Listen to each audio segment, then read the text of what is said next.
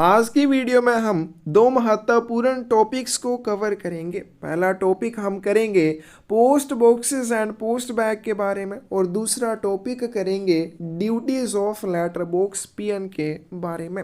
अगर आप MTS postman या पीए के एग्ज़ाम के रिलेटेड कोई भी बुक लेना चाहते हैं, चाहे थ्योरी की बुक लेना चाहते हैं या प्रीवियस क्वेश्चन पेपर्स की बुक्स लेना चाहते हैं या फिर इम्पोर्टेंट क्वेश्चंस की बुक लेना चाहते हैं, साइट का लिंक आपको डिस्क्रिप्शन में मिल जाएगा, वहाँ से आप बुक्स ऑर्डर कर सकते हैं। तो चलिए वीडियो शुरू करते हैं। पहला टॉपिक आज हम करेंगे post boxes and post bag के बारे में।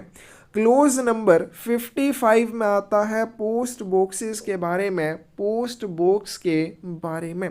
तो हमने लेटर बॉक्सेस के बारे में किया था। लेटर बॉक्सेस किस चीज़ के लिए होते हैं? आर्टिकल्स को पोस्ट करने के लिए होते हैं। और पोस्ट बॉक्सेस किस चीज़ के लिए होते हैं? इनका यूज़ आर्टिकल्स की डिलीवरी के लिए किया जाता है। तो चलिए शुरू करते हैं क्लोज नंबर 55 पोस्ट बॉक्स के बारे में। Post boxes are available on a rent at a certain post offices as may be determined in this behalf by the head of circle. Post box किराए पर कुछ डाक घरों में उपलब्ध होते हैं। सभी डाक घरों में पोस्ट बॉक्स किराए पर उपलब्ध नहीं होते हैं, कुछ डाक घरों में ये किराए पर उपलब्ध होते हैं। कौन से डाक घरों में ये किराए पर उपलब्ध होंगे, इसके बारे में हेड ऑफ सर्किल के द्वारा CPMG के द्वारा निर्धारित किया जाता है। तो पोस्ट बॉक्स किराए पर कुछ ही डाक घरों में उपलब्ध होते हैं और इस संबंध में चीफ पोस्ट मास्टर जनरल द्वारा निर्धारित किया जाता है। क्या कंडीशंस रहती हैं पोस्ट बॉक्स के लिए? अगर आप पोस्ट बॉक्स किराए पर लेते हैं, कौन से आर्टिकल पोस्ट बॉक्स के माध्यम से डिलीवर किए जाएंगे, किसके आर्टिकल डिलीवर किए जाएंगे? Only fully prepaid and registered articles of letter mail like letters, inland letter cards, post cards, aerogrammes, registered newspapers and books bearing post box number are delivered through post box. Post box के माध्यम से कौन से article deliver किए जाएंगे? चार चीज़ों को ध्यान में रखना है। पहली बात, आर्टिकल पत्र डाक के होने चाहिए, लेटर मेल के होने चाहिए। तो मोस्टली जो आर्टिकल हैं वो लेटर मेल के ही होते हैं, कुछ आर्टिकल आपके पार्सल मेल में भी आते हैं। तो जो आर्टिकल पोस्ट बॉक्स के माध्यम से डिलीवर किए जाएंगे वो कौन से होने चाहिए? लेटर मेल के होने चाहिए। दूसरी बात, वो अनरजिस्टर्ड होने चाहिए, पंजीकृत नहीं होने चाहिए। तीसरी बात, वो फुली प्रीपेड होने चाहिए, उनके लिए डाक शुल्क का पूरी तरह से भुगतान किया हुआ होना चाहिए, वो अनपेड या इनसफिशेंटली पेड नहीं होने चाहिए। तीसरी बात, उनके ऊपर पोस्ट बॉक्स नंबर मेंशन होना चाहिए। तो इन चार कंडीशंस को फॉलो करने वाले आर्टिकल्स की डिलीवरी पोस्ट बॉक्स के माध्यम से की जाएगी। कौन से आर्टिकल पोस्ट बॉक्स के माध्यम से डिलीवर किए जाएंगे? पत्र मेल के पूरी तरह से भुगतान किए हुए अपंजीकृत लेख जिनके ऊपर पोस्ट बॉक्स नंबर होगा, उनकी डिलीवरी पोस्ट बॉक्स के माध्यम से की जाएगी। इसमें लेटर्स आ जाएंगे, inland letter cards, post cards, aerogrammes, registered newspapers और बुक्स इत्यादि, ये सारी चीज़ें शामिल होंगी। Articles addressed to other person और firm care of post box number are not delivered through post box except in following cases। कुछ मामलों को छोड़कर अन्य व्यक्ति या फर्मों को संबोधित लेख पोस्ट बॉक्स के माध्यम से वितरित नहीं किए जाएंगे। एग्जाम्पल लेते हैं कि मैंने एक पोस्ट बॉक्स किराए पर लिया, तो अगर क्या हुआ, अगर किसी और के आर्टिकल, मान लीजिए मेरा नाम क्या है, अनिल है, और मैंने एक पोस्ट बॉक्स किराए पर लिया और उसका नंबर क्या है, उसका नंबर 50 है। जो पोस्ट बॉक्स मुझे किराए पर मिला है उसका नंबर 50 है। अब क्या हुआ, एक शुभम है शुभम ने एक आर्टिकल या शुभम के लिए एक आर्टिकल भेजा जाता है, Shubham care of post box number 50।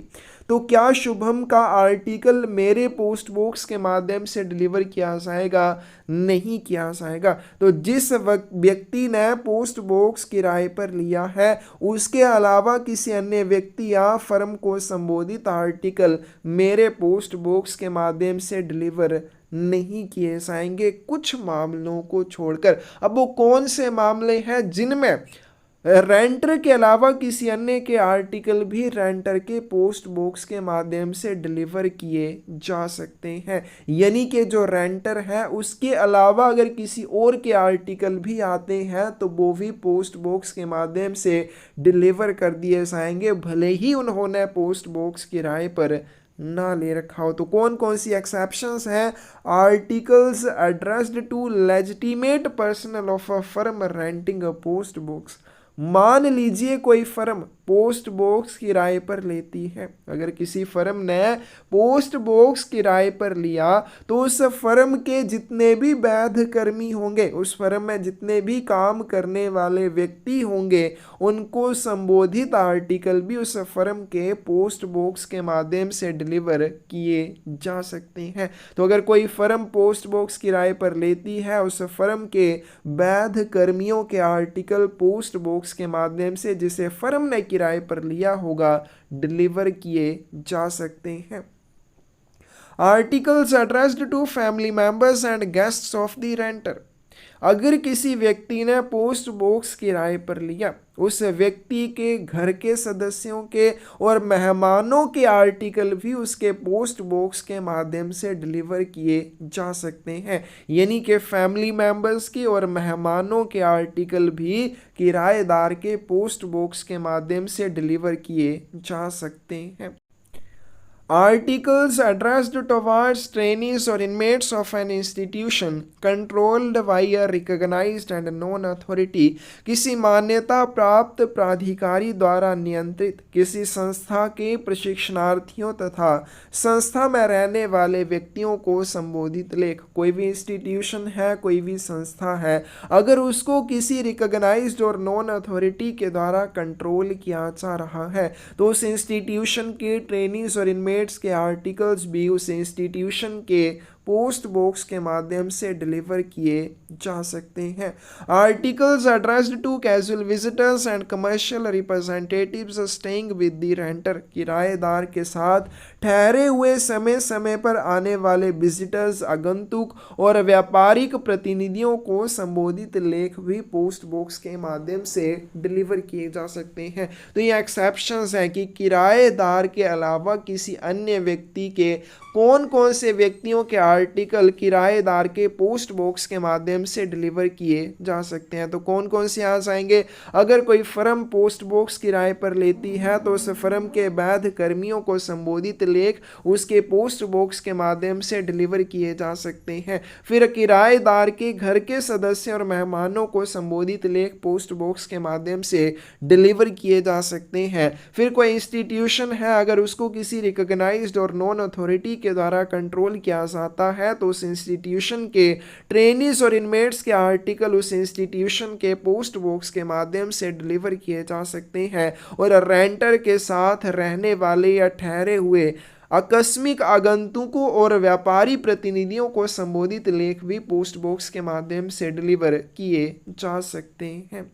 The renter if he so desires, अगर किराएदार चाहे तो, can get delivery of postal articles addressed to other allied concerns of which he happens to be the proprietor or agent through the same post box. अगर किराएदार चाहे तो वो क्या कर सकता है? वो अपने पोस्ट बॉक्स के माध्यम से अपने स्वामित्व में आने वाली, अपने एजेंसी में आने वाली किसी भी अलाइड हो जाएगी, कोई भी संस्था है, कोई भी संस्थान है, तो उस संस्थान के आर्टिकल्स की डिलीवरी भी ले सकता है। रेंटर क्या अगर चाहे तो क्या कर सकता है कि ये रेंटर है, और रेंटर के स्वामित्व में मान लीजिए बहुत सारे संस्थान आते हैं, 2 या 3 संस्थान आते हैं, तो रेंटर अगर चाहे तो अपने पोस्ट बॉक्स के माध्यम से, जो पोस्ट बॉक्स उसने स्वयं के लिए किराए पर ले रखा है, उस पोस्ट बॉक्स के माध्यम से अपने स्वामित्व में आने वाले, यानी कि वो जिसका भी स्वामी है उस अलाइड का या जिसकी भी एजेंसी उसके पास है,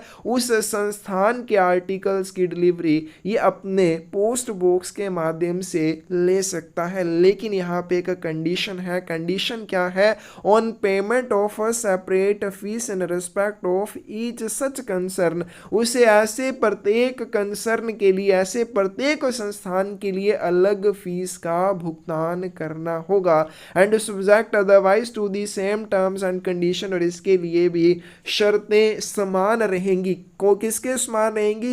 as are applicable to delivery of the postal articles addressed to the renter with the post box number, कि किराएदार ने जो जिस नंबर का पोस्ट बॉक्स किराए पर लिया हुआ है उसके संबंध में जो भी शर्तें हैं आर्टिकल्स की डिलीवरी की, वो सारी शर्तें अप्लाई होंगी उसके अलाइड के संबोधित लेखों के ऊपर भी।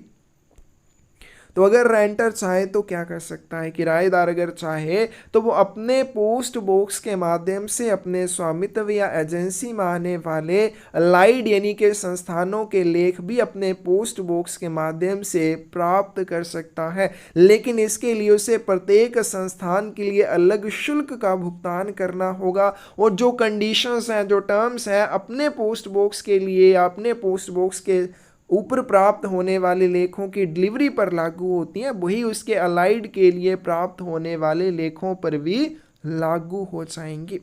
Registered insured VP articles as also money orders addressed or payable to a particular person or a firm in whose name the post box stands registered will be delivered or paid through the postman so long the person or firm rents the post box। अभी हमने ऊपर पढ़ लिया कि post box के माध्यम से कौन से आर्टिकल डिलीवर किए जाएंगे। वो कौन से आर्टिकल होने चाहिए? वो अनरजिस्टर्ड होने चाहिए, उनका पंजीकरण नहीं हुआ होना चाहिए, अनअकाउंटेबल आर्टिकल होने चाहिए।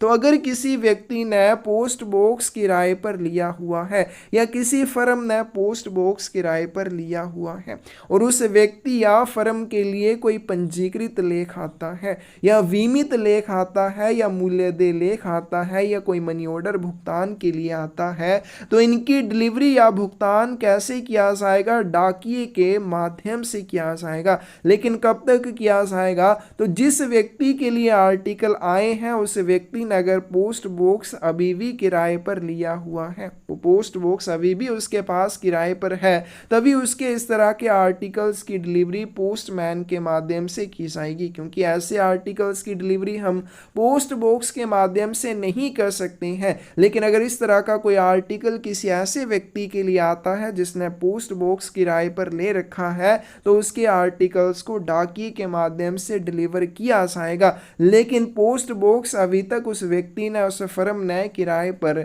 लिया हुआ होना चाहिए। If it is found that there is no post box in the name of the addressee or payee, or the addressee has ceased to be a renter of the post box, the article will be returned to the sender or remitter। अगर ये पाया जाता है delivery office में कि प्राप्तकर्ता के नाम पर कोई भी पोस्ट बॉक्स किराए पर नहीं है, या फिर वो पहले पोस्ट बॉक्स का किराएदार था, वर्तमान में वो पोस्ट बॉक्स का किराएदार नहीं रह गया है, तो उसके आर्टिकल्स की डिलीवरी का प्रयास नहीं किया जाएगा, उसके आर्टिकल्स प्रेषक को वापस कर दिए जाएंगे। अब एग्जाम्पल लेके समझते हैं। एक रजिस्टर्ड आर्टिकल है। एक रजिस्टर्ड आर्टिकल एक ऐसे व्यक्ति के लिए आता है जिसका नाम ए है और ए ने एक पोस्ट बॉक्स भी किराए पर लिया हुआ है। अब रजिस्टर्ड आर्टिकल के एड्रेस में क्या मेंशन है? रजिस्टर्ड आर्टिकल के एड्रेस में मेंशन है ए, प्राप्तकर्ता का नाम, care of post box number. ठीक है, किस तरह से एक आर्टिकल आता है, आर्टिकल पंजीकृत है, उसकी रजिस्ट्रेशन हुई है, दूसरी बात, वो किसी ऐसे व्यक्ति के लिए आता है जिसने पोस्ट बॉक्स किराए पर लिया हुआ है और उसका एड्रेस कैसे है, ए यानी कि प्राप्तकर्ता का नाम, care of, post box number.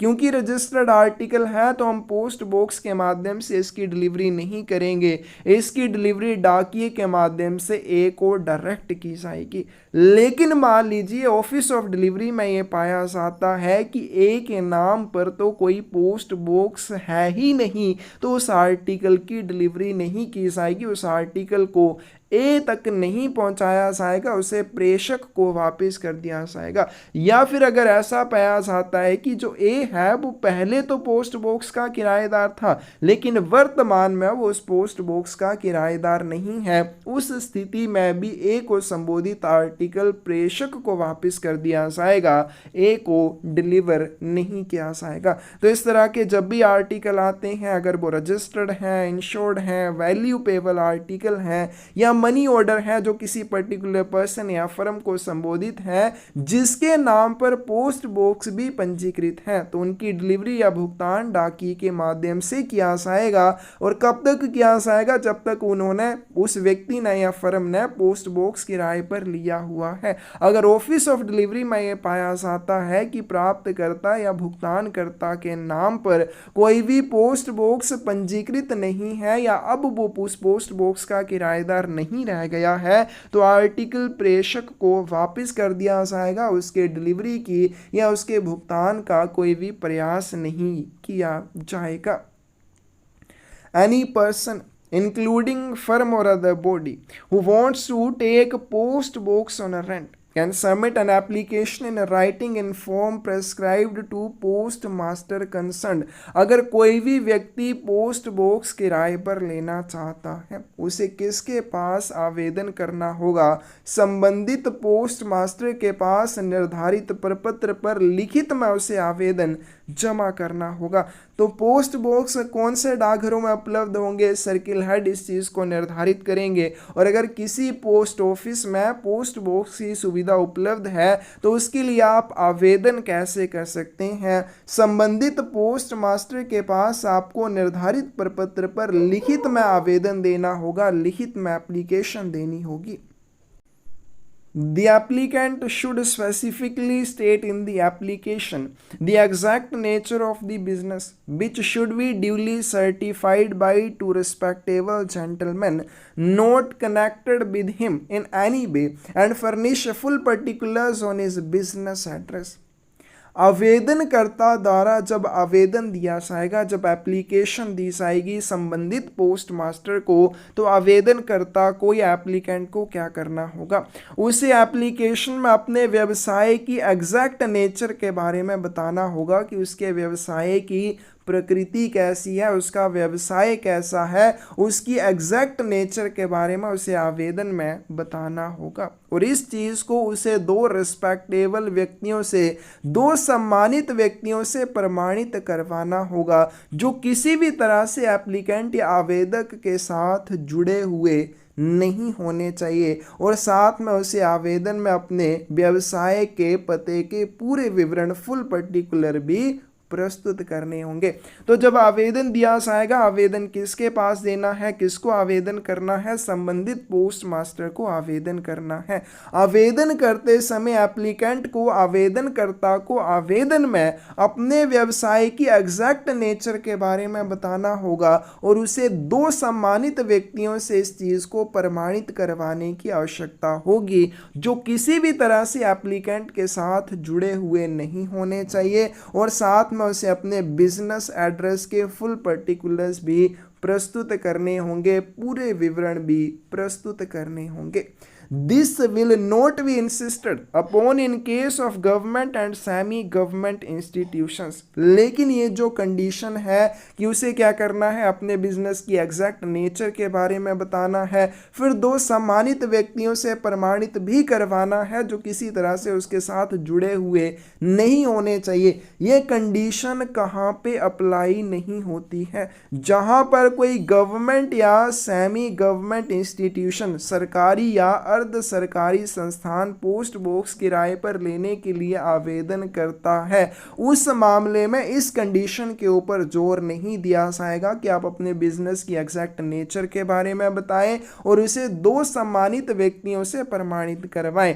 And such private parties, और कोई ऐसी private party as are either known to the post master, जिन्हें पोस्ट मास्टर जानता है, और have otherwise established their identity to the satisfaction of the post master, या कोई private party जो पोस्ट मास्टर की संतुष्टि के लिए अपनी पहचान स्थापित कर देती है, उनके मामले में इस चीज़ के ऊपर बिल्कुल भी जोर नहीं दिया जाएगा। तो किन मामलों में इस चीज़ के ऊपर जोर नहीं दिया जाएगा कि आप अपने बिजनेस की एग्जैक्ट नेचर के बारे में बताएं, उसे 2 रिस्पेक्टेबल व्यक्तियों से सत्यापित या प्रमाणित करवाएं।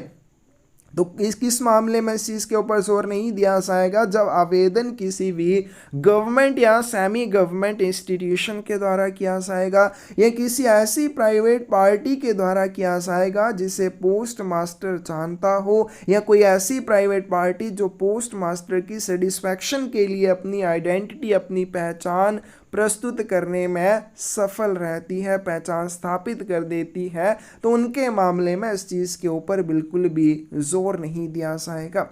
The post office reserves the right to withdraw the post office box without notice or without any reason being assigned. If any information furnished by the applicant is found to be incorrect, or if it is found that the post box is being misused by renter, post office के पास ये अधिकार रहेगा कि वो बिना किसी notice के या बिना कोई कारण बताए पोस्ट बॉक्स को वापस ले सकते हैं। किस स्थिति में वापस ले सकते हैं? अगर एप्लीकेंट के द्वारा एप्लीकेशन में कोई भी गलत जानकारी दी जाती है, या फिर दूसरी बात, किराएदार द्वारा किसी भी पोस्ट बॉक्स का मिसयूज किया जाता है, दुरुपयोग किया जाता है, तो पोस्ट ऑफिस के पास ये अधिकार रहता है कि वो बिना कोई नोटिस दिए या बिना कोई कारण बताए पोस्ट बॉक्स को विड्रॉ कर सकते हैं, पोस्ट बॉक्स सुविधा को वापस ले सकते हैं। अगर एप्लीकेंट के द्वारा बताई गई कोई भी जानकारी गलत पाई जाती है, इनकरेक्ट पाई जाती है, या वो बाद में पोस्ट ऑफिस का मिसयूज करते हुए पाया जाता है, दुरुपयोग करते हुए पाया जाता है। In the event of the renter of a post box changing his business address or shifting his office to another place, he should invariably inform the postmaster of the change within 7 days of such change. अगर post box का किराएदार अपना business address change करता है, व्यावसायिक पता बदल लेता है, या फिर अपने कार्यालय को किसी दूसरी जगह पे शिफ्ट कर लेता है, उसे इस तरह के परिवर्तन के 7 दिनों के भीतर पोस्ट मास्टर को इस परिवर्तन की सूचना देनी होगी। तो पोस्ट मास्टर का किराएदार जब भी अपना बिजनेस एड्रेस चेंज करेगा या अपने ऑफिस को किसी दूसरी जगह पे शिफ्ट करेगा, इस तरह के परिवर्तन के 7 दिनों के भीतर उसे पोस्ट मास्टर को सूचित करना होगा। In the event of his failure to do so or of his furnishing wrong information in this regard, the post box is liable to be withdrawn without notice or without any reason being assigned. अगर इस तरह के परिवर्तन के बारे में किराएदार द्वारा पोस्ट मास्टर को नहीं बताया जाता है या इस बारे में कोई भी गलत जानकारी दी जाती है, तो पोस्ट बॉक्स को विड्रॉ कर लिया जाएगा। डाकघर पोस्ट बॉक्स सुविधा को वापस ले लेगा बिना कोई नोटिस दिए और बिना कोई कारण बताए। तो जब भी किसी भी पोस्ट बॉक्स के किराएदार द्वारा अपना बिजनेस एड्रेस चेंज किया जाएगा या अपने कार्यालय को किसी दूसरी जगह पे शिफ्ट किया जाएगा, इस तरह के परिवर्तन के 7 दिनों के भीतर पोस्ट मास्टर को सूचित किया जाएगा। लेकिन अगर किराएदार ऐसा नहीं कर पाता है, सूचना नहीं देता है या इस बारे में कोई भी गलत जानकारी देता है, पोस्ट बॉक्स सुविधा को बिना कोई नोटिस दिए, बिना कोई कारण बताए वापस ले लिया जाएगा। No renter is entitled to demand that a post box of any particular number or a post box in any particular row or position should be allotted to him. कोई भी किराएदार इस चीज़ की मांग नहीं कर सकता कि उसे किसी पर्टिकुलर नंबर का ही पोस्ट बॉक्स दिया जाए या किसी पर्टिकुलर रो या पोजीशन में पोस्ट बॉक्स आवंटित किया जाए, अलॉट किया जाए। यानी कि जिस भी नंबर का पोस्ट बॉक्स मिलेगा उसे स्वीकार करना पड़ेगा, जिस भी पर्टिकुलर रो या पोजीशन के ऊपर अलॉट होगा वहीं पे उसे स्वीकार करना होगा। वो ऐसा नहीं बोल सकता है कि मुझे बस इसी नंबर का पोस्ट बॉक्स चाहिए या इस पोजीशन या इस रो में पोस्ट बॉक्स चाहिए। जहां पे अलॉटमेंट होगी वहीं पे स्वीकार करना होगा और जिस नंबर का पोस्ट बॉक्स मिलेगा वही स्वीकार करना पड़ेगा। अपनी तरफ से कोई डिमांड नहीं की जा सकती। Prescribed rent is to be paid in advance along with the application for renting a post box or a renewal thereof। जब भी पोस्ट बॉक्स के लिए आवेदन किया जाएगा, आवेदन के साथ आपको किराए का भुगतान अग्रिम में करना पड़ेगा, एडवांस में करना पड़ेगा। या फिर आप बाद में पोस्ट बॉक्स के किराए का नवीकरण करते हैं, रिन्यूअल करते हैं, तो उस समय भी आपको क्या करना पड़ेगा, रिन्यूअल के लिए, नवीकरण के लिए आपके द्वारा जो आवेदन किया जाएगा उस आवेदन के साथ किराए का अग्रिम भुगतान करना पड़ेगा। तो निर्धारित किराए का भुगतान कैसे करना पड़ता है, अग्रिम में करना पड़ता है। अग्रिम में कब करेंगे, जब आप पोस्ट बॉक्स किराए पर लेने के लिए आवेदन देते हैं या पोस्ट बॉक्स के किराए का नवीकरण करने के लिए आवेदन देते हैं, तो आवेदन के साथ एडवांस में आपको रेंट का, किराए का भुगतान करना पड़ता है। Renter is not entitled to claim a refund of whole or any part of rent paid by him in respect of allotment of post box। Post box के आवंटन के संबंध में किराएदार द्वारा किए गए भुगतान के बारे में पूरे या किसी भी हिस्से की वापसी का दावा करने के लिए किराएदार हकदार नहीं होता है।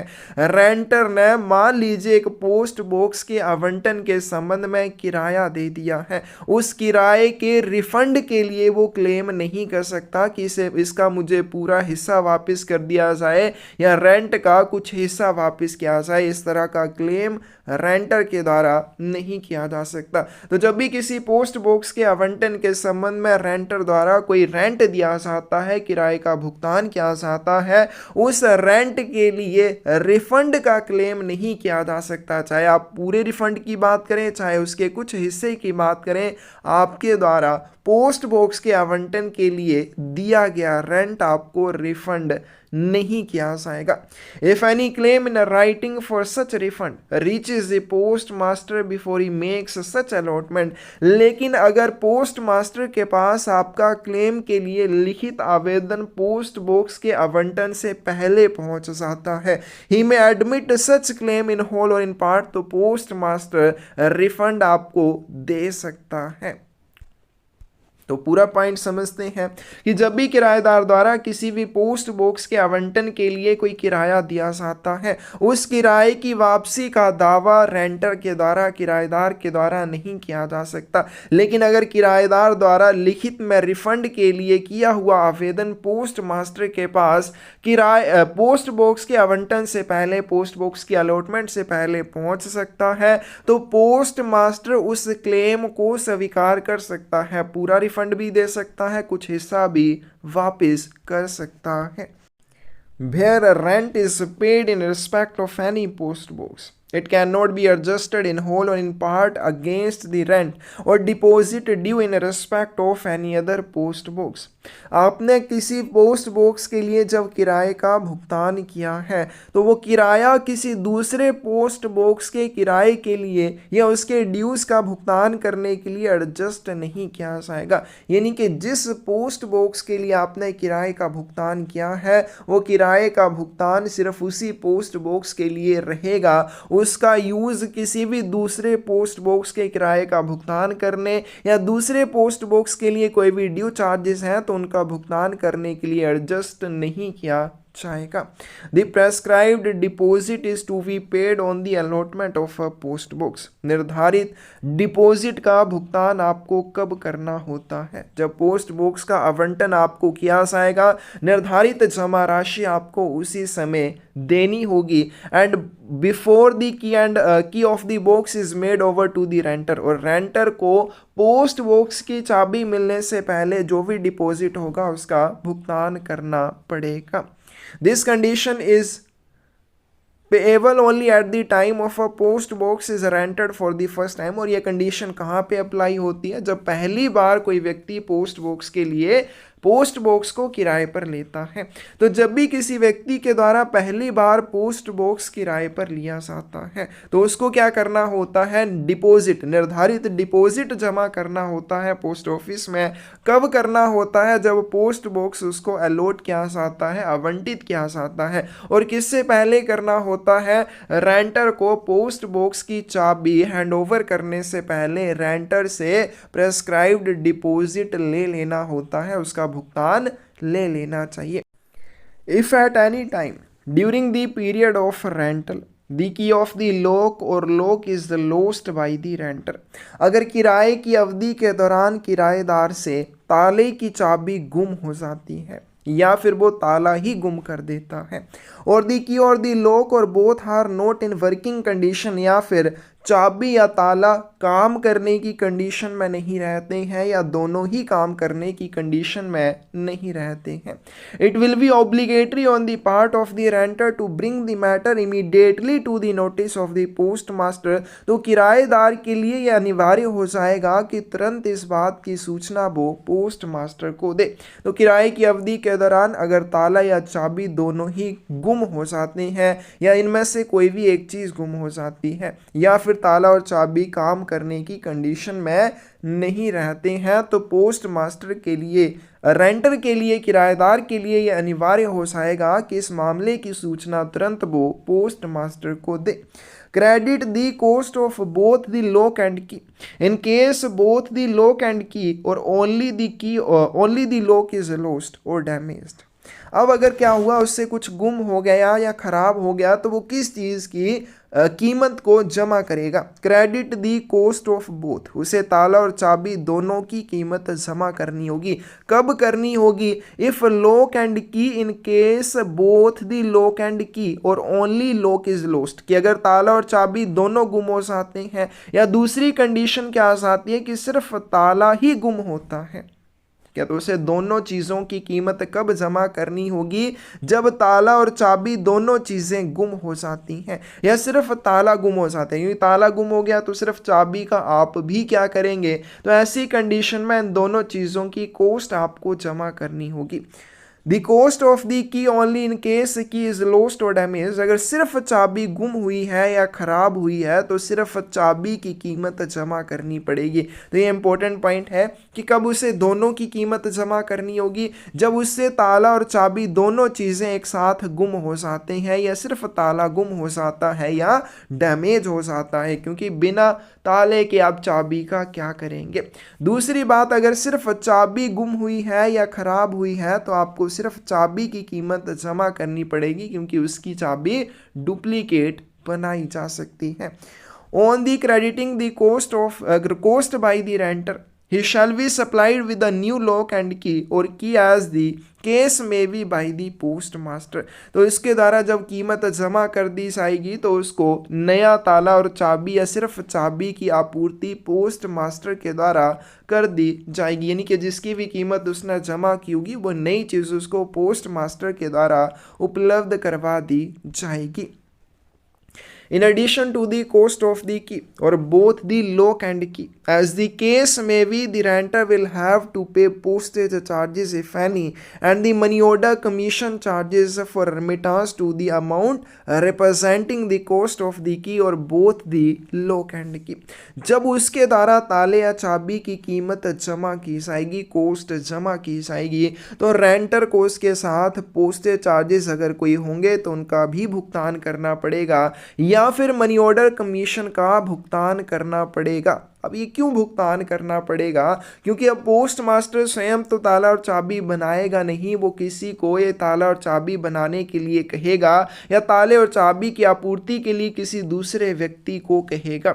अगर दूसरा व्यक्ति वहीं पे सेम स्टेशन के ऊपर नहीं है तो किराएदार द्वारा जमा की गई राशि मनी ऑर्डर के माध्यम से उस व्यक्ति को पोस्ट मास्टर द्वारा भेजी जाती है, जिस व्यक्ति द्वारा क्या होगा, ताले और चाबी की आपूर्ति की जाएगी। तो वो राशि उस व्यक्ति को भेजने के लिए मनी ऑर्डर का यूज किया जाता है और उस मनी ऑर्डर के ऊपर लगने वाले कमीशन चार्जेस का भुगतान भी करना पड़ेगा। The renter will have to pay postage charges if any and the money order commission charges for remittance of the amount representing the cost of the key or both the lock and key to the supplier if the supplying firm or a branch thereof is not at the same station। कि post master के same station पर मान लीजिए उस व्यक्ति की branch नहीं है जहां से आपको ताले और चाबी की आपूर्ति की आसानी है, तो वो राशि उस व्यक्ति को कैसे भेजी जाएगी जो आपको ताला और चाबी की आपूर्ति करेगा? मनी ऑर्डर के माध्यम से भेजी जाएगी और उसके ऊपर लगने वाले कमीशन का भुगतान भी रेंटर को करना पड़ेगा। तो ये हो जाएगा हमारे पास पॉइंट कि मान लीजिए किराए की अवधि के दौरान आप ताला या चाबी गुम कर देते हैं या दोनों ही वर्किंग कंडीशन में नहीं रहते हैं, तो इस चीज़ की सूचना किराएदार को तुरंत पोस्ट मास्टर को देनी होगी। फिर उसे क्या करना होगा, ताला और चाबी दोनों की कीमत जमा करनी होगी। अगर दोनों खराब है या सिर्फ लोक ताला खराब हो जाता है या गुम हो जाता है, उसे सिर्फ चाबी की कीमत जमा करनी पड़ेगी। अगर सिर्फ चाबी गुम होती है या डैमेज हो जाती है, जब उसके द्वारा किराएदार के द्वारा चाबी की कीमत या ताले की कीमत जमा कर दी जाती है, तो पोस्ट मास्टर के द्वारा उसे नया ताला या चाबी जिसकी भी कीमत उसने जमा की होगी आपूर्ति कर दी जाएगी। अब किराएदार को ये राशि जमा करते समय पोस्टेज चार्जेस अगर कोई है तो उनका भी भुगतान करना पड़ेगा या फिर मनी ऑर्डर कमीशन का भी भुगतान करना पड़ सकता है। अगर ताला और चाबी के सप्लायर का स्टेशन वह नहीं है जहाँ पे पोस्ट मास्टर है, जहाँ से ताले और चाबी की आपूर्ति की आसानी है, कि सप्लायर किसी और जगह पे है, तो सप्लायर को वो जो राशि भेजी जाएगी मनी ऑर्डर के माध्यम से भेजी जाएगी, तो उसके ऊपर लगने वाला कमीशन भी रेंटर को देना पड़ेगा। Failure to intimate the loss or damage will entail cancellation of the allotment of post box। अगर आप नुकसान या क्षति की सूचना नहीं देते हैं तो आपके पोस्ट बॉक्स के आवंटन को रद्द किया जाएगा। In case loss of or damage to the renter as security measure, जैसे हमने ऊपर पढ़ा कि अगर सिर्फ चाबी गुम होती है तो आपको चाबी की कॉस्ट जमा करनी होगी और आपको नई चाबी की आपूर्ति कर दी जाएगी। अगर चाबी गुम हो जाती है या क्षतिग्रस्त हो जाती है तो आप सुरक्षा की दृष्टि से क्या कर सकते हैं, रेंटर में deposit cost of both lock and की, तब भी वो दोनों चीज़ों की कीमत जमा कर सकता है, ताले और चाबी की। Then new lock and key will be supplied to him, तो उसको बाद में नया ताला और चाबी की आपूर्ति कर दी जाएगी। ऐसा क्यों कि मान लीजिए अगर आपकी चाबी गुम हो जाती है तो आपने चाबी के पैसे जमा किए, आपको नई चाबी मिल गई। अगर हो सकता है आपकी गुम हुई चाबी मेरे जैसे किसी व्यक्ति को मिल जाए तो वो आपके द्वारा पोस्ट बॉक्स के ऊपर लगाए गए लॉक को खोल सकता है और उसके अंदर का सामान निकाल सकता है। तो इस चीज़ से बचने के लिए सुरक्षा की दृष्टि से आप क्या कर सकते हैं कि अगर आपकी सिर्फ चाबी गुम हुई है तो आप फिर भी दोनों चीज़ों के लिए, ताले के लिए भी और चाबी के लिए भी राशि जमा कर सकते हैं और वहाँ पे फिर आपको नया ताला और चाबी दोनों चीज़ों की आपूर्ति कर दी जाएगी। If the lock and key are not surrendered by the renter to the postmaster within 15 days of the expiry of the period of rent, अगर किराए की अवधि समाप्त होने के 15 दिन के भीतर पोस्ट मास्टर द्वारा ताले और चाबी को सरेंडर नहीं किया जाता है, पोस्ट मास्टर के पास वापस नहीं किया जाता है, और renting of post box is not renewed within the aforesaid period, या उक्त अवधि के भीतर यानी कि किराए की अवधि समाप्त होने के 15 दिन के भीतर किराए की अवधि का नवीकरण नहीं किया जाता है, तो जैसे हमने ऊपर पढ़ा कि उसको एक निर्धारित डिपॉजिट पोस्ट ऑफिस में करना होगा। पोस्ट बॉक्स के आवंटन के लिए कब करना होता है, पोस्ट बॉक्स की अलॉटमेंट के समय, और पोस्ट मास्टर किराएदार को जब चाबी देगा उससे पहले वो निर्धारित डिपॉजिट रेंटर को करना पड़ता है। तो अगर किराएदार द्वारा किराए की अवधि समाप्त होने के 15 दिन के भीतर ताला और चाबी पोस्ट मास्टर को सरेंडर नहीं किए जाते हैं या फिर इस किराए की अवधि का नवीकरण नहीं किया जाता है, इसको रिन्यू नहीं किया जाता है, तो डिपॉजिट किया हुआ जब्त कर लिया जाएगा। जो भी राशि डिपॉजिट करवाई जाती है वो जब्त कर ली जाएगी। If the renter does not notify to the postmaster his intention not to renew the rental of the post box before the expiry of the rental period but surrenders to him the lock and the key within 15 days of such expiry, he may be granted a refund of the portion of the deposit representing the cost of the lock and key। अगर मान लीजिए किराएदार आगे post box के किराए की अवधि का नवीकरण नहीं करना चाहता है और वो पोस्ट मास्टर को इस चीज़ की सूचना नहीं देता है, लेकिन किराए की अवधि समाप्त होने के 15 दिन के भीतर ताला और चाबी पोस्ट मास्टर को सरेंडर कर देता है, तो पोस्ट मास्टर ताले और चाबी की कीमत जितना पोर्शन डिपॉजिट का उसको रिफंड कर सकता है। तो किराए की अवधि अलग, किराया अलग चीज़ होती है, डिपॉजिट अलग चीज़ होता है कि आपने पोस्ट बॉक्स को कोई नुकसान पहुंचाया है, ताले या चाबी को कोई नुकसान पहुंचाया, तो आपके डिपॉजिट में से उसको क्लेम किया जाएगा, उसमें से ले लिया जाएगा। तो किराएदार जो है वो आगे पोस्ट बॉक्स के किराए की अवधि का नवीकरण नहीं करना चाहता है और वो पोस्ट मास्टर को इस चीज़ की सूचना नहीं देता है, लेकिन वो क्या करता है, किराए की अवधि समाप्त होने के 15 दिन के भीतर ताला और चाबी पोस्ट मास्टर के पास सरेंडर कर देता है। तो पोस्ट मास्टर क्या कर सकता है, ताले और चाबी जितना डिपॉजिट उसको रिफंड कर सकता है। No application for a renewal is entertained unless it reaches postmaster concerned before expiry period। अगर एक्सपायरी पीरियड पोस्ट बॉक्स के किराए की अवधि समाप्त होने से पहले पोस्ट बॉक्स के किराए के नवीकरण का आवेदन पोस्ट मास्टर तक नहीं पहुंचता है तो बाद में इसके ऊपर विचार नहीं किया जाएगा। Application not reached to postmaster within prescribed period application considered as a fresh one for allotment of post box. कि अगर किराए की अवधि का अपना नवीकरण करना है तो किराए की अवधि समाप्त होने से पहले संबंधित पोस्ट मास्टर के पास आपका नवीकरण का आवेदन पहुंच जाना चाहिए। अगर नहीं पहुंचता है, किराए की अवधि समाप्त होने के बाद आपका किराए का आवेदन या किराए के नवीकरण का आवेदन पोस्ट मास्टर के पास पहुंचता है तो इसको क्या माना जाएगा, fresh one for allotment of post box. Post box के आवंटन के लिए पहली बार किए गए आवेदन की तरह इसको ट्रीट किया जाएगा। An application received within 15 days after the expiry of the period accompanied the amount representing the rental for a further period may be entertained।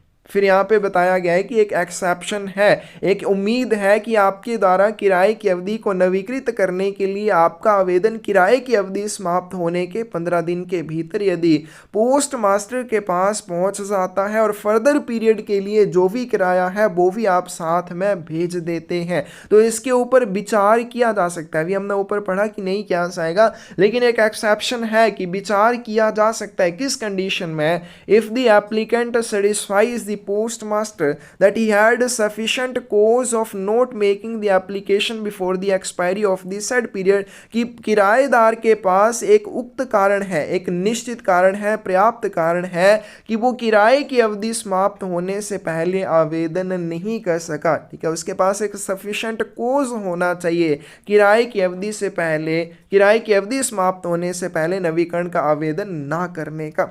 और that the application reached the post master late on account of circumstances beyond his control, या फिर post master के पास किराए की अवधि के नवीकरण का आवेदन नियंत्रण से परे की परिस्थितियों के कारण उसके पास लेट पहुंचा है। यानी कि किराएदार ने तो समय पर ही आवेदन किया था लेकिन किराएदार के नियंत्रण से परे की परिस्थितियों की वजह से आवेदन पोस्ट मास्टर के पास लेट पहुंचा है।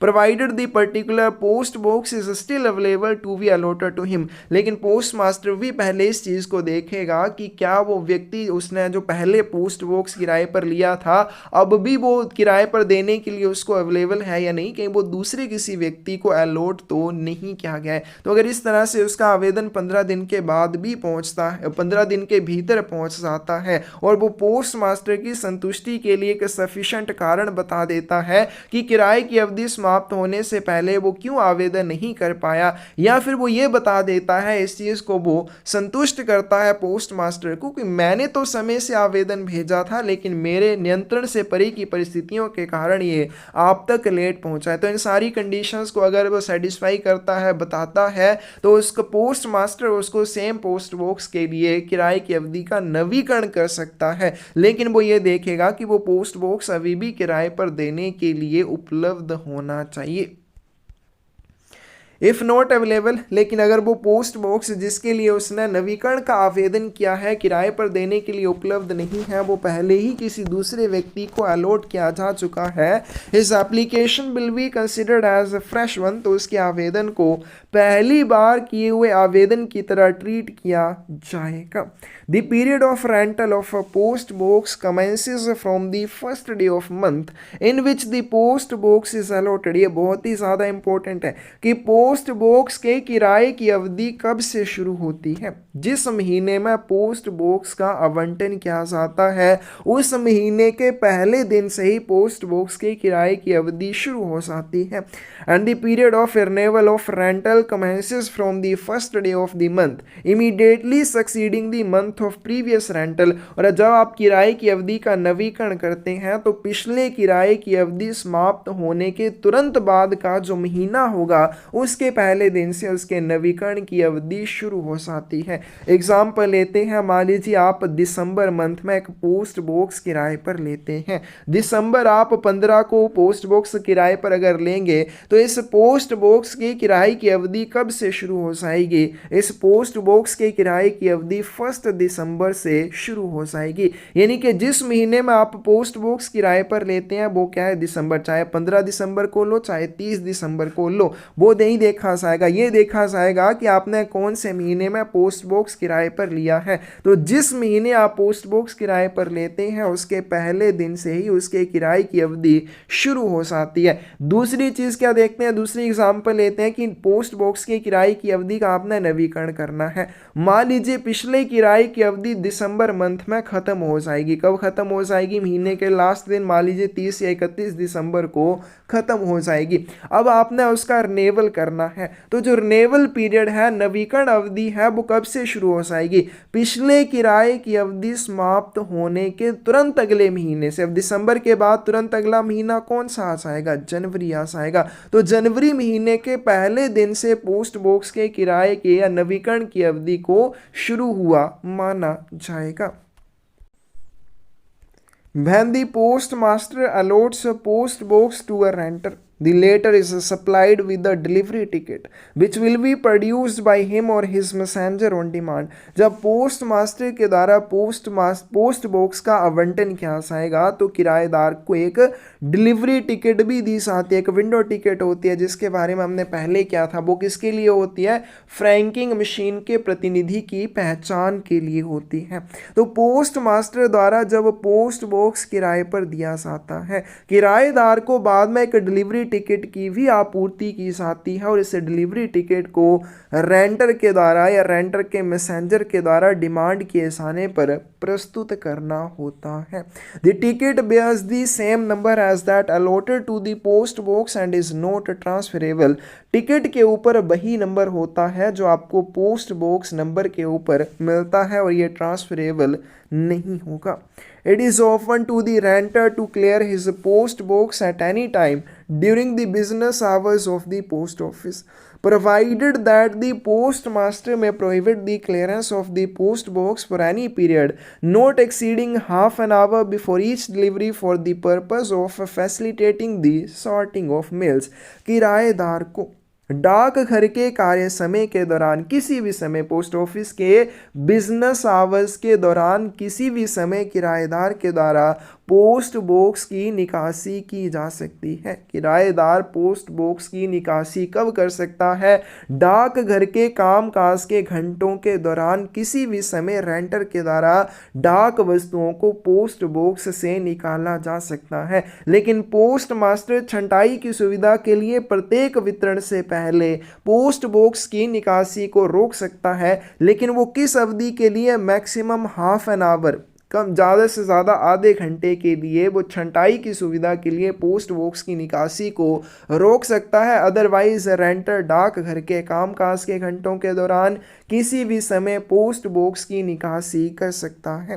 Renter will not have any right to get delivery through post box of any article addressed to him without the post box number. ऐसा आर्टिकल जो पोस्ट बॉक्स नंबर के ऊपर संबोधित नहीं है, ऐसे किसी आर्टिकल की डिलीवरी वो पोस्ट बॉक्स के माध्यम से लेने का हकदार नहीं होता है। तो जैसे हमने ऊपर भी पहले शुरुआत में इस चीज़ के बारे में पढ़ा था कि ऐसे आर्टिकल जिनके ऊपर पोस्ट बॉक्स नंबर मेंशन होगा उन्हीं की डिलीवरी आपने पोस्ट बॉक्स के माध्यम से करनी है।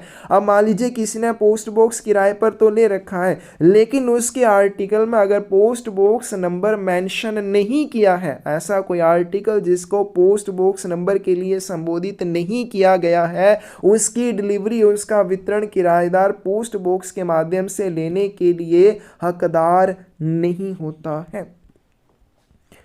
Where any postal article addressed to a post box number cannot, in view of its size or for want of space in the box, be placed therein, the postmaster will arrange an intimation slip to this effect to be placed in the post box and the article will be kept in the delivery department। तो मान लीजिए एक article है वो post box number को संबोधित है, लेकिन उसके बड़े आकार की वजह से आप उसको पोस्ट बॉक्स के अंदर नहीं रख सकते हैं। तो क्या किया जाएगा? उस आर्टिकल को डिलीवरी डिपार्टमेंट में यानी कि डाकघर में वापस ले जाया जाएगा और उसे डिलीवरी डिपार्टमेंट या वितरण विभाग में रखा जाएगा। अब आर्टिकल जो पोस्ट बॉक्स के अंदर रखना था वो तो आप पोस्ट ऑफिस वापस ले जाकर डिलीवरी डिपार्टमेंट में रख देते हैं। तो क्या अब रेंटर को, किराएदार को सपना होगा कि मेरा आर्टिकल आया है और वो डिलीवरी डिपार्टमेंट में मुझे लेकर जाना है, तो क्या होगा? पोस्ट मास्टर उस आर्टिकल की जगह एक इंटीमेशन स्लिप पोस्ट बॉक्स के अंदर रखने की व्यवस्था करेगा।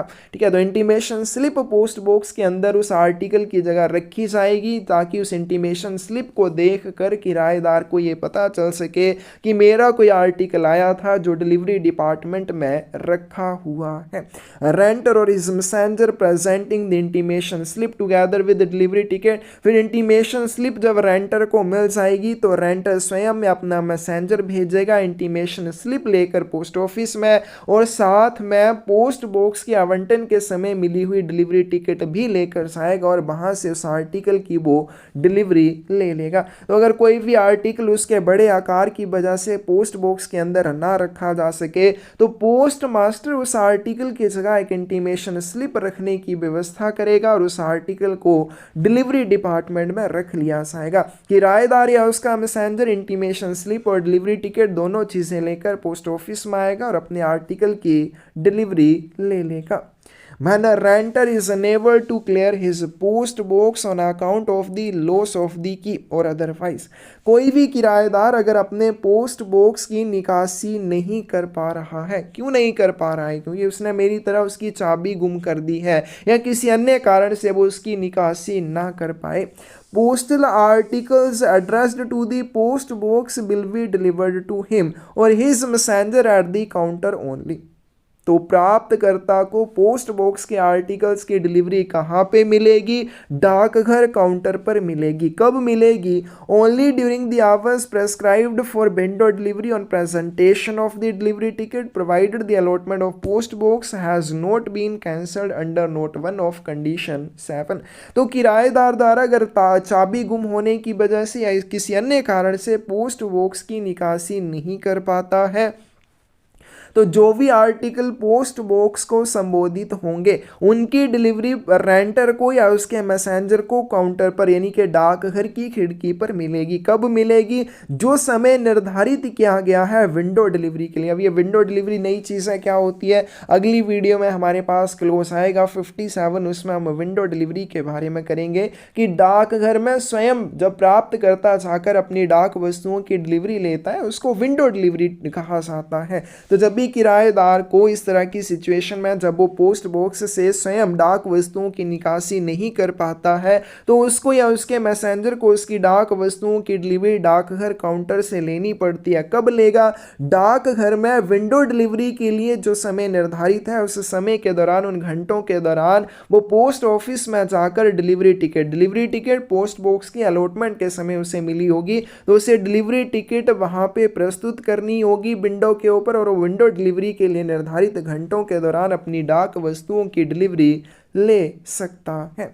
If the renter of a post box does not clear it for a week, अगर किराएदार द्वारा एक सप्ताह तक पोस्ट बॉक्स की निकासी नहीं की जाती है, a notice requiring him to clear it for a week, a notice require him to clear it will be sent by the post master by the registered post.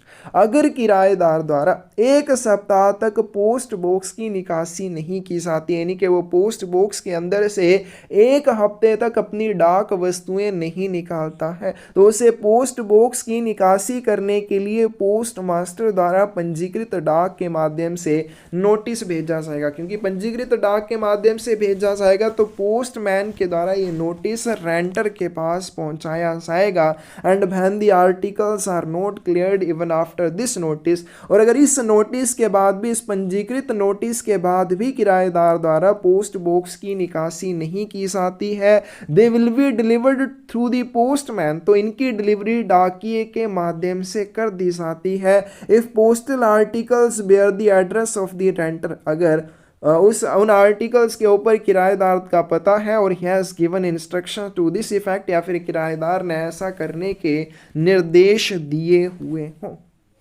तो ये भी बहुत इंपॉर्टेंट पॉइंट है कि अगर किराएदार द्वारा एक सप्ताह तक पोस्ट बॉक्स की निकासी नहीं की जाती है तो उसे पोस्ट बॉक्स की निकासी करने के लिए पोस्ट मास्टर द्वारा नोटिस भेजा जाएगा। कैसे भेजा जाएगा? बहुत इंपॉर्टेंट, पंजीकृत डाक के माध्यम से उसे पोस्ट बॉक्स की निकासी करने का नोटिस भेजा जाएगा। लेकिन अगर वो इस नोटिस के बाद भी आर्टिकल्स को नहीं निकालता है तो क्या होगा? इन आर्टिकल्स की डिलीवरी डाकिए के माध्यम से की जाएगी, और अगर उन आर्टिकल्स के ऊपर रेंटर का या किराएदार का पता होगा या फिर उसने ऐसे करने के निर्देश दिए हों।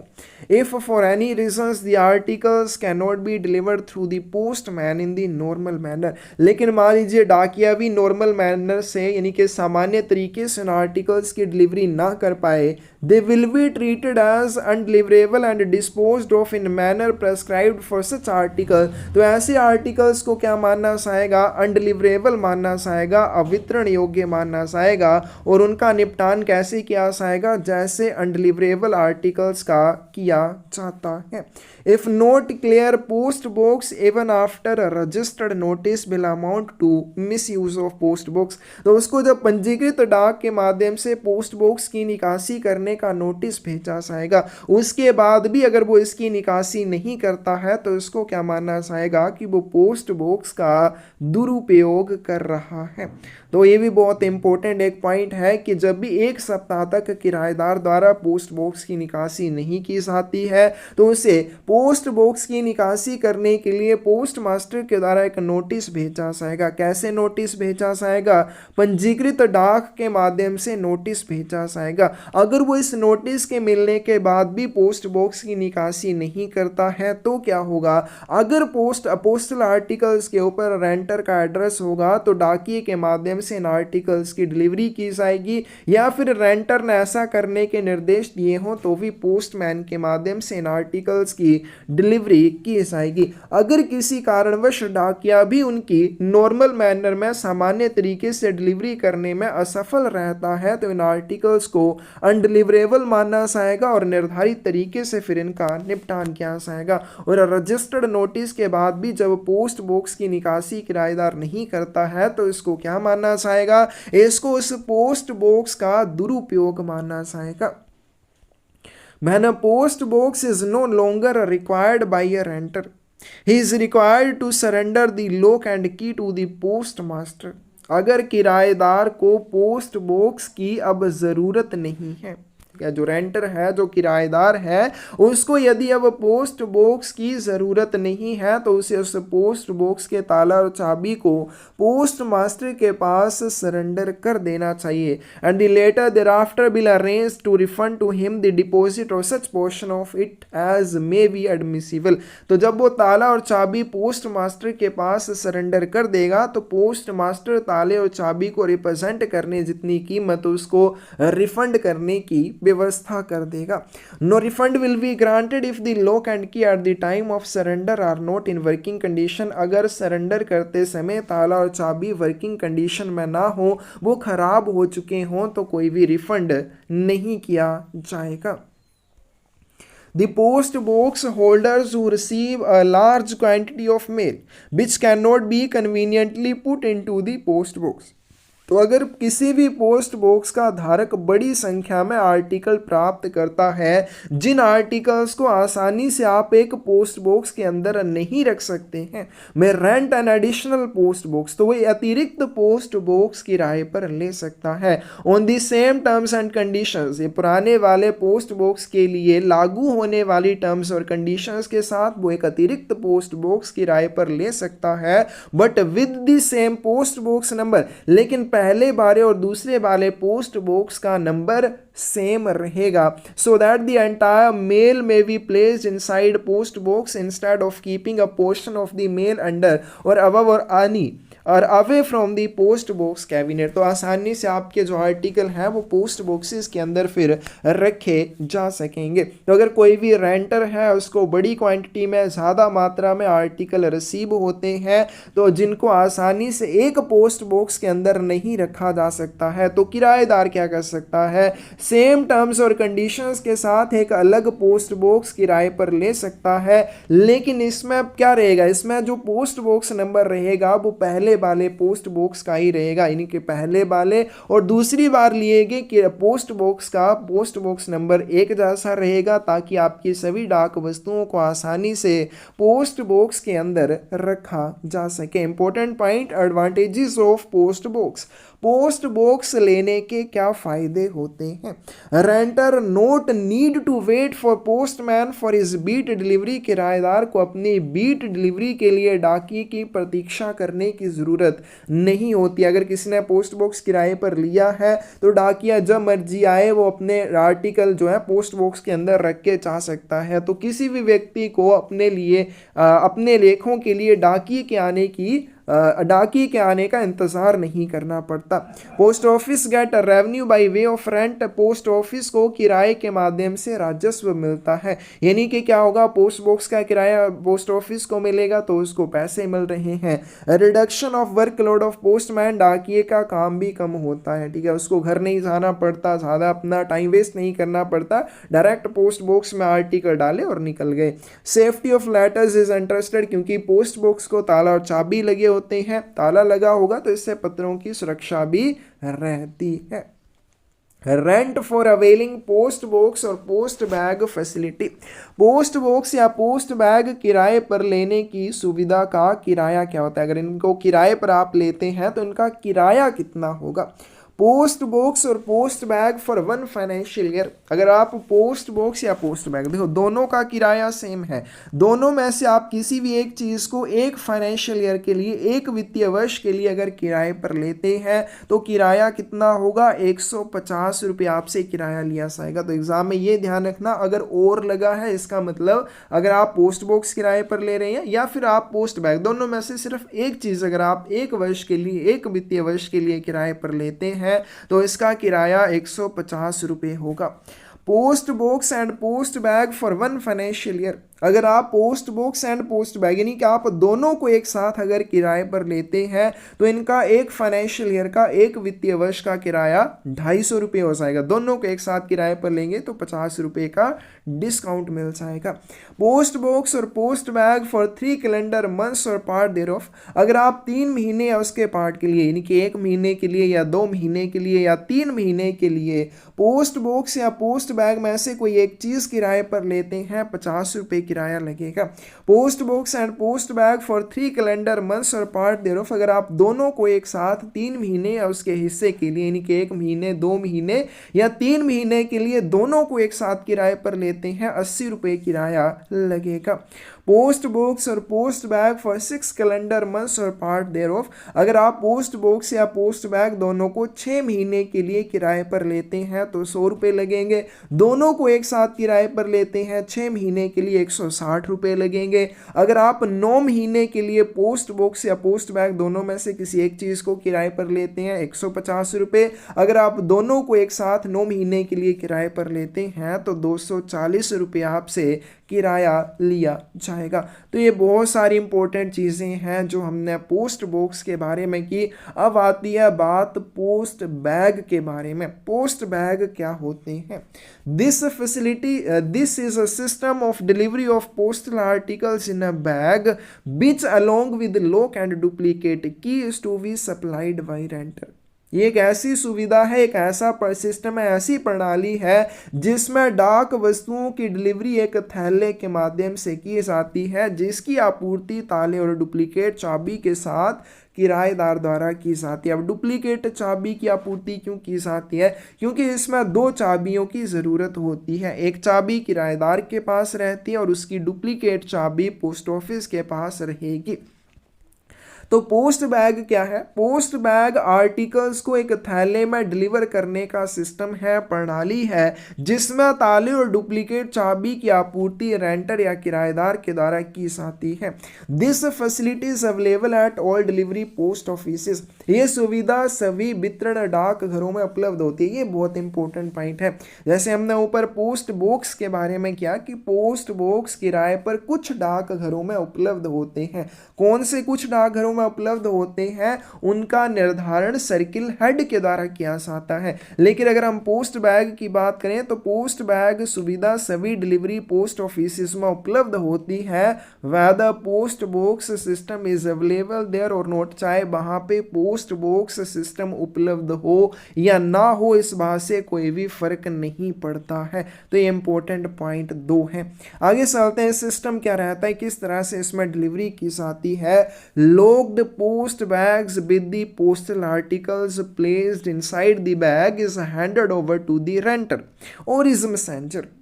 ताला लगा हुआ पोस्ट बैग जिसके अंदर पोस्टल आर्टिकल रखे गए होंगे, ये थैला किराएदार को या मैसेंजर को हैंड ओवर किया जाता है। कहाँ पे? ओवर दी काउंटर, डाकघर काउंटर पर ही हैंड ओवर किया जाता है। कैसे किया जाता है? On the production of the delivery ticket during the hours prescribed for making window delivery. Window delivery के लिए निर्धारित घंटों के दौरान डिलीवरी टिकट प्रस्तुत करने पर किराएदार को या उसके मैसेंजर को काउंटर पर ये ताला लगा हुआ जिसके अंदर आर्टिकल भी होंगे बैग हैंड ओवर किया जाएगा। These bags with the exception of those rental in accommodation with post box। Post box के साथ अगर आप पोस्ट बैग किराए पर लेते हैं, यानी कि दोनों को अगर आप एक साथ किराए पर लेते हैं, इस चीज़ को छोड़कर बाकी कंडीशंस में, यानी कि आप सिर्फ पोस्ट बैग किराए पर लेते हैं तो आप क्या कर सकते हैं? May be used by renter for dispatching to post office fully prepaid unregistered letters, post cards, letter cards, newspapers and packets for posting. तो आर्टिकल अगर पोस्ट करने के लिए रेंटर भेजना चाहता है, कौन से आर्टिकल फुली प्रीपेड होने चाहिए और पंजीकृत होने चाहिए? वो पत्र हो सकते हैं, पोस्ट कार्ड हो सकते हैं, ILC हो सकते हैं, न्यूज़पेपर या पैकेट हो सकते हैं। तो इस तरह के आर्टिकल्स को पोस्ट करने के लिए भी इस बैग का यूज़ किया जाता है, यानी कि सिर्फ डिलीवरी में इसका यूज़ नहीं होगा। अगर आप इसको सिर्फ किराए पर लेते हैं, पोस्ट बॉक्स के साथ कम्बिनेशन में इसको किराए पर नहीं लेते हैं, सिर्फ आप अकेला पोस्ट बैग किराए पर लेते हैं, तो सिर्फ डिलीवरी के काम नहीं आता है। इसके माध्यम से आप क्या कर सकते हैं, इसके माध्यम से अगर आप पोस्ट ऑफिस में आर्टिकल पोस्ट करने के लिए भेजना चाहते हैं तो ये वाले article fully prepaid unregistered letters, post cards, ILC, newspaper और पैकेट भी इसके अंदर रख कर भेज सकते हैं। तो ये हो जाएगा पोस्ट बैग के बारे में, किराए की बात हमने ऊपर कर ली। अब कुछ बातें हैं जो आपके पोस्ट ऑफिस रेगुलेशंस 2024 में है, वो भी हमको कर लेनी है। अलग से हम पोस्ट ऑफिस रेगुलेशंस 2024 सारे के सारे ही करेंगे, लेकिन जिन चीज़ों से ये जुड़े हुए हैं या जहाँ पे थोड़ी बहुत भी अपडेशन है वो हम साथ साथ करेंगे। Letter delivery works of items other than accountable items. Accountable items क्या होती हैं? ऐसी डाक वस्तुएं जिनकी डिलीवरी के समय प्राप्तकर्ता को एक रिसिप्ट के ऊपर हस्ताक्षर करने पड़ते हैं, जिनके लिए ट्रैकिंग और ट्रेस की सुविधा उपलब्ध होती है, अकाउंटेबल आइटम्स कहलाती हैं। तो जवाबदेह डाक वस्तुओं के अलावा अन्य वस्तुओं का पत्र वितरण बॉक्स, लेटर डिलीवरी बॉक्स क्या होता है? Items may be delivered in the post box और post bag for such addressee who has availed the facility of post box और पोस्ट बैग। जिसने भी पोस्ट बॉक्स या पोस्ट बैग किराए पर लिया होता है, सिर्फ उसी के आर्टिकल पोस्ट बॉक्स या पोस्ट बैग के माध्यम से प्राप्तकर्ता तक पहुंचाए जाते हैं। ऑब्वियस ही बात है, जिसने पोस्ट बॉक्स या पोस्ट बैग किराए पर लिया होगा, सिर्फ उसी के आर्टिकल पोस्ट बॉक्स और पोस्ट बैग के माध्यम से डिलीवर किए जाएंगे। In cases of non availing of post box और पोस्ट बैग, अगर आपके पास मेरी तरह पैसे नहीं है और आप क्या करते हैं, पोस्ट बॉक्स या पोस्ट बैग किराए पर नहीं ले पाते हैं, items shall be delivered through a letter delivery box installed in the premises of the addressee. तो प्राप्तकर्ता के परमिसेस में इंस्टॉल्ड लेटर डिलीवरी बॉक्स के माध्यम से आप अपनी डाक वस्तुओं की डिलीवरी ले सकते हैं। तो क्या हो जाएगा कि पोस्ट बॉक्स या पोस्ट बैग किराए पर लेते हैं तो वो तो हो गया आपके पर्सनल की भाई आपके आर्टिकल उनके माध्यम से डिलीवर हो जाएंगे, लेकिन अगर आप पोस्ट बैग या पोस्ट बॉक्स अपने किराए पर नहीं ले पाते हैं, ऐसी आप स्थिति में नहीं है, तो क्या होगा, आपके आर्टिकल लेटर डिलीवरी बॉक्स, दोनों अलग अलग चीज़ें हैं। पोस्ट बॉक्स अलग चीज़ है, लेटर डिलीवरी बॉक्स अलग चीज़ है। तो प्राप्तकर्ता के परमिसेस में इंस्टॉल्ड लेटर डिलीवरी बॉक्स के माध्यम से प्राप्तकर्ता अपनी डाक वस्तुओं की डिलीवरी ले सकता है। Letter delivery box with the name and address superscribed their own and of such dimensions as per the requirements of the addressee। तो ये जो पत्र वितरण बॉक्स होता है, इसके ऊपर क्या होगा, इसके ऊपर नेम एंड एड्रेस होगा क्या, और साथ में इसकी डायमेंशंस भी कैसे होंगी, प्राप्तकर्ता की आवश्यकता के अनुसार। तो इसके ऊपर प्राप्तकर्ता का नाम और एड्रेस भी होता है और इसकी डायमेंशंस, इसके आयाम प्राप्तकर्ता की रिक्वायरमेंट या आवश्यकता के अनुसार होते हैं। Shall be installed by addressee on the ground floor of each of the house or building. तो ये जो लेटर डिलीवरी बॉक्स हैं ये कहाँ पे लगाए जाते हैं, तो इनको या तो ग्राउंड फ्लोर के ऊपर लगाया जाता है, प्रत्येक घर या बिल्डिंग के ग्राउंड फ्लोर के ऊपर इंस्टॉल किया जाता है प्राप्तकर्ता के द्वारा, in which the address is located and such letter delivery boxes shall be located at a convenient place which is easily accessible to the postman or delivery person.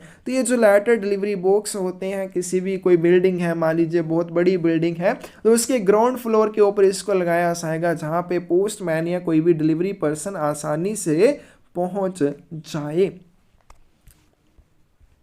Provided that a single letter delivery box may be provided as a common letter box by one or more or all the addresses located in a building or same floor of the building। तो एक ही पत्र वितरण box को एक ही भवन, एक ही building में रहने वाले, एक ही मंजिल पर रहने वाले एक या एक से अधिक सभी प्राप्तकर्ताओं द्वारा कॉमन पत्र बॉक्स के रूप में भी उपलब्ध करवाया जा सकता है, यानी कि इसको लेटर बॉक्स के रूप में भी यूज किया जा सकता है। तो single letter delivery delivery box को डिलीवरी के लिए भी और लेटर बॉक्स की तरह इनके पोस्टिंग के लिए भी यूज किया जा सकता है।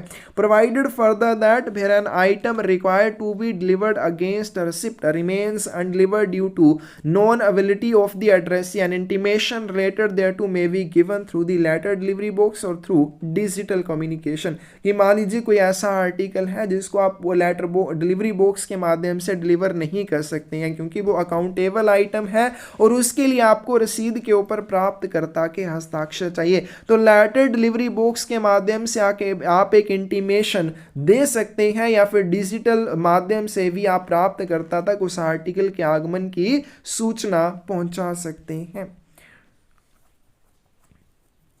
ठीक है, every such letter delivery box shall be provided with the posting aperture located at the top and facing the front, incorporating a horizontal ledge projecting inwards from the lower edge of the posting aperture।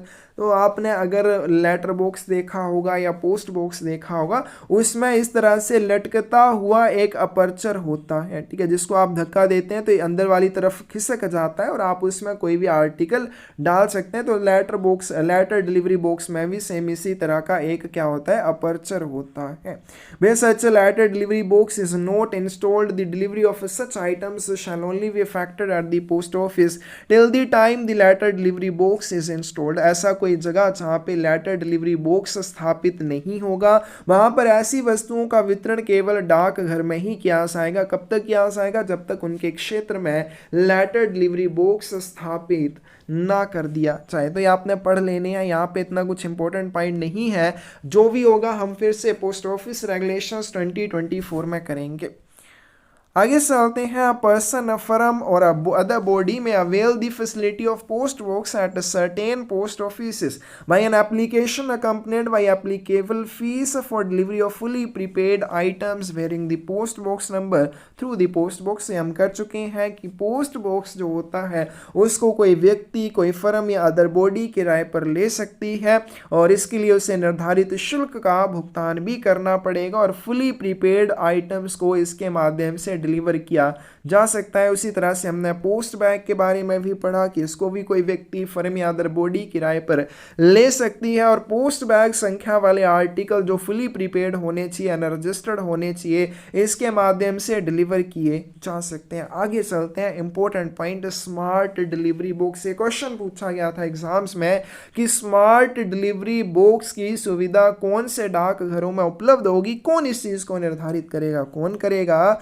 This circle head is authorized to designate the post offices or other locations where the services of the smart delivery box are available। Circle प्रमुख CPMG उन डाकघरों या अन्य स्थानों को नामित करेगा जहां स्मार्ट डिलीवरी बॉक्स की सेवाएं उपलब्ध होंगी। This service shall be availed by anyone by applying to post office along with fees or charge as specified by administrative instructions from time to time. Smart delivery box की सुविधा का लाभ किसी भी व्यक्ति के द्वारा उठाया जा सकता है, इसके लिए उसे निर्धारित शुल्क का भुगतान करना पड़ेगा। चलिए आगे चलते हैं। हम बात करते हैं आज के तीसरे टॉपिक की। ठीक है, दो टॉपिक तो हमारे हो चुके हैं, पोस्ट बॉक्स हो गया, पोस्ट बैग हो गया। अब हम बात करेंगे duties of letter box PN के बारे में। पत्र बॉक्स चपरासी के क्या कर्तव्य होते हैं? Collect letters from letter boxes within area allotted to him at the scheduled time. Letter box PN को क्या करना होता है?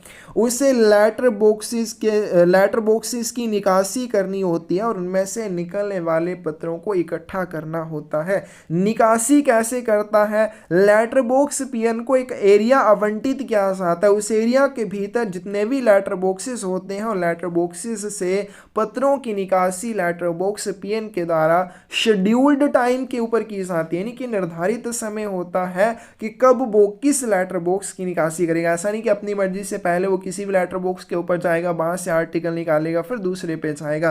तो उसे निर्धारित समय पर अलॉट किए हुए एरिया के भीतर के लेटर बॉक्सेस की निकासी करनी होती है। Collected letters deliver to post office, फिर एकत्र किए हुए पत्रों को पोस्ट ऑफिस में जाकर डिलीवर कर देगा। डिलीवर मतलब कि आगे भेजने के लिए वहां पे रख देगा। He should follow a planned route to clear letter boxes, उसे लेटर बॉक्सेस की निकासी करने के लिए एक प्लान्ड रूट नियोजित मार्ग का अनुसरण करना होगा। यहाँ पे पहले से एक मार्ग निर्धारित होगा कि वो इस तरह से पहले इस पोस्ट बॉक्स के लेटर बॉक्स पे जाएगा, फिर इस पे, फिर इस पे, फिर इस पे, फिर इस पे। ऐसा नहीं कि वो अपनी मर्जी से पहले यहाँ चला गया फिर यहाँ, इस तरह से नहीं, उसको निर्धारित मार्ग का अनुसरण करना पड़ेगा।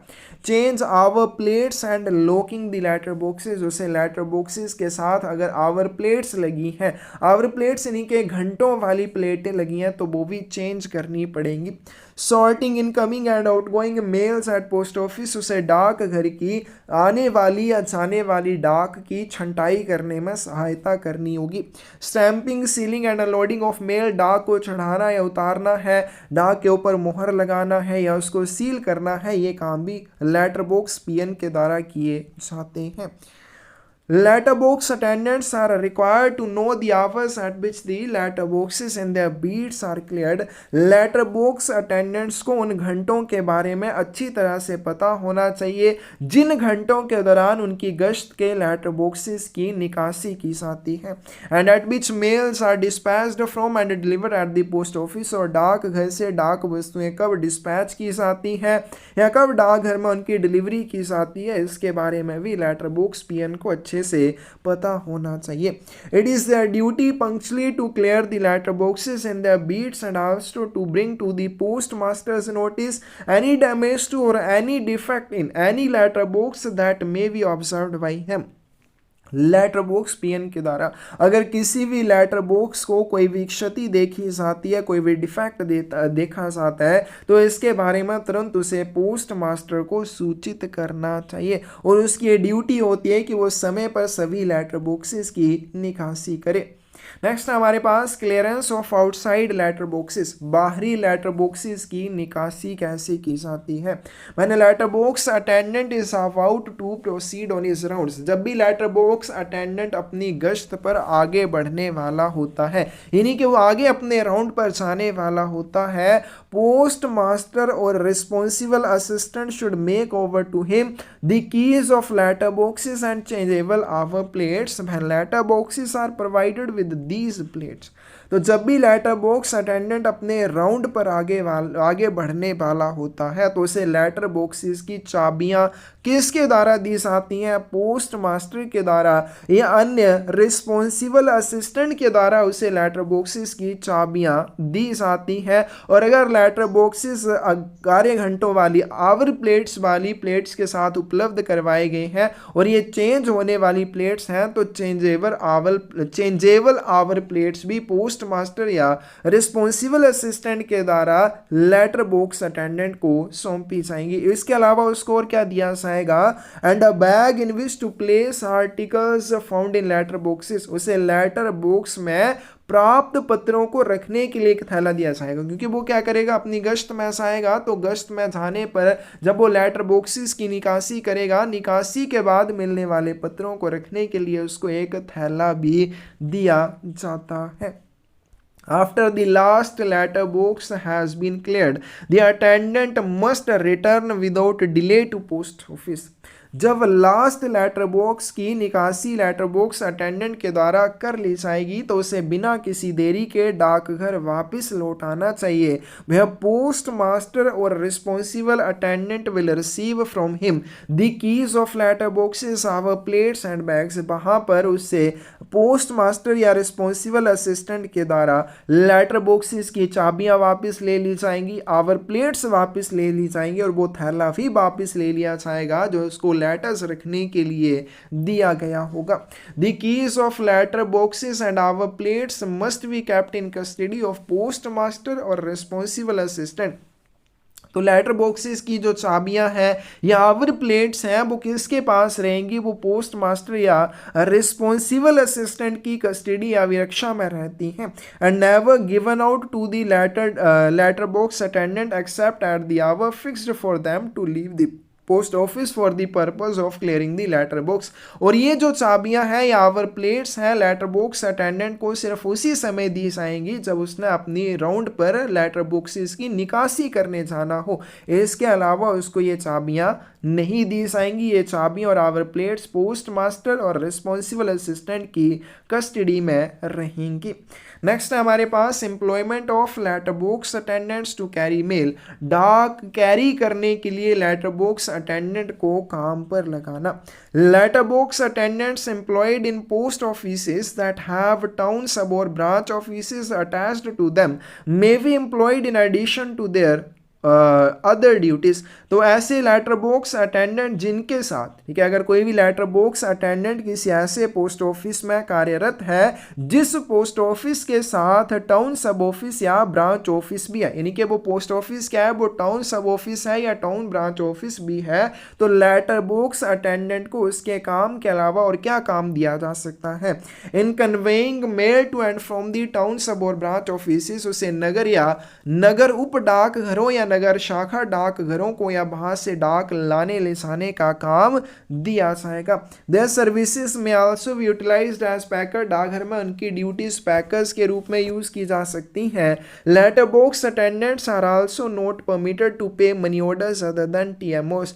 टीएमओ के अलावा अन्य किसी भी मनी ऑर्डर का भुगतान करने के लिए लेटर बॉक्स अटेंडेंट्स को नहीं लगाया जा सकता। तो लेटर बॉक्स अटेंडेंट अगर किसी ऐसे पोस्ट ऑफिस में कार्यरत हैं जिनके साथ टाउन सब ऑफिस या टाउन ब्रांच ऑफिस जुड़े हुए हैं, तो लेटर बॉक्स अटेंडेंट्स को और क्या काम दिए जा सकते हैं, टाउन सब ऑफिस या टाउन ब्रांच ऑफिस से डाक लाने या ले जाने का काम उनको दिया जा सकता है। इसके अलावा उनकी सर्विसेज पोस्ट ऑफिस में पैकर्स की तरह यूज की जा सकती हैं।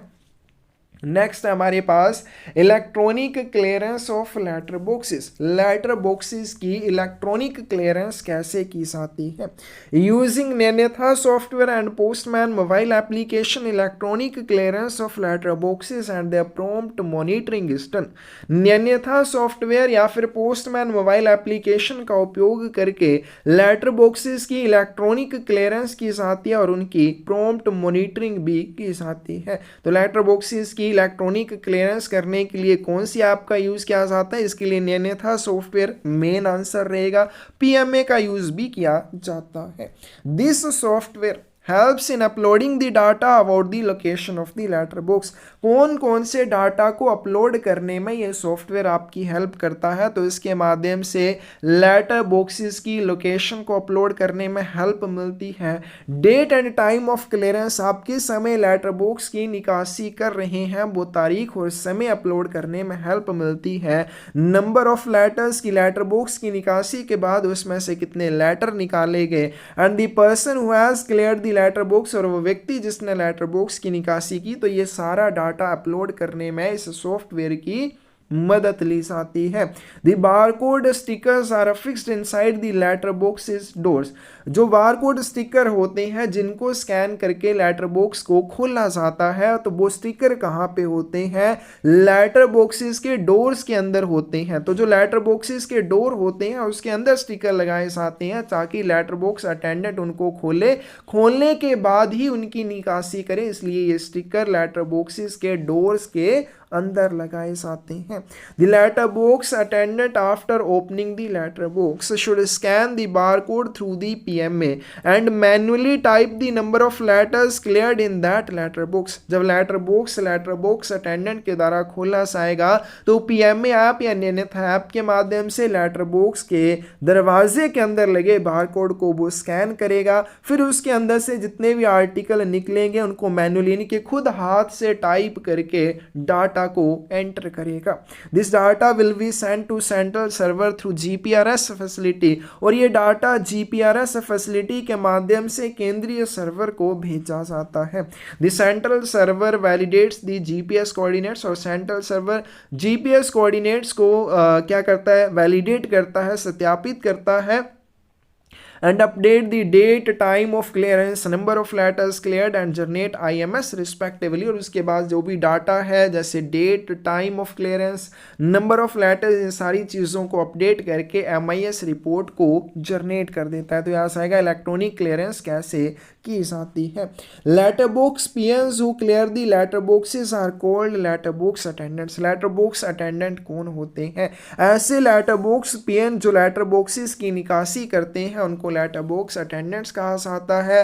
मोस्ट प्रोबेबली दे आर, और ये मोस्टली कौन होते हैं? ये पैकर्स हो सकते हैं, जीडीएस डीए या एमटीएस हो सकते हैं, ये डिलीवरी एजेंट्स भी हो सकते हैं। लेटर बॉक्स अटेंडेंट्स पैकर हो सकते हैं, डिलीवरी एजेंट हो सकते हैं जिसमें जीडीएस डीए एवीपीएम या पोस्टमैन आते हैं।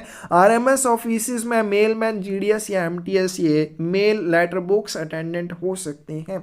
Office premises letter boxes are cleared by BPM in BO, जो ऑफिस परमिसेस में लगे होते हैं यानी कि कार्यालय परिसर में लेटर बॉक्स होते हैं उनकी निकासी ब्रांच ऑफिस के मामले में बीपीएम करेगा, जीडीएस डीए एमटीएस मेल पीए करेगा सब ऑफिस और हेड ऑफिस के मामले में।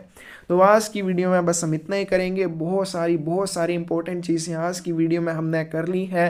कोई भी डाउट हो कमेंट सेक्शन में आप पूछ सकते हैं। एमटीएस पोस्टमैन या पीए के एग्जाम के रिलेटेड कोई भी बुक चाहिए, चाहे थ्योरी की हो या इंपॉर्टेंट क्वेश्चंस की हो या प्रीवियस क्वेश्चन पेपर्स की हो, तो इस वीडियो के डिस्क्रिप्शन में आपको साइट का लिंक मिल जाएगा, वहाँ से आप ये बुक्स को ऑर्डर कर सकते हैं। और हमने एक छोटा सा संकल्प लिया है ज़्यादा से ज़्यादा पौधे लगाने का। इस संकल्प को पूरा करने के लिए आप हमारे साथ जुड़ सकते हैं।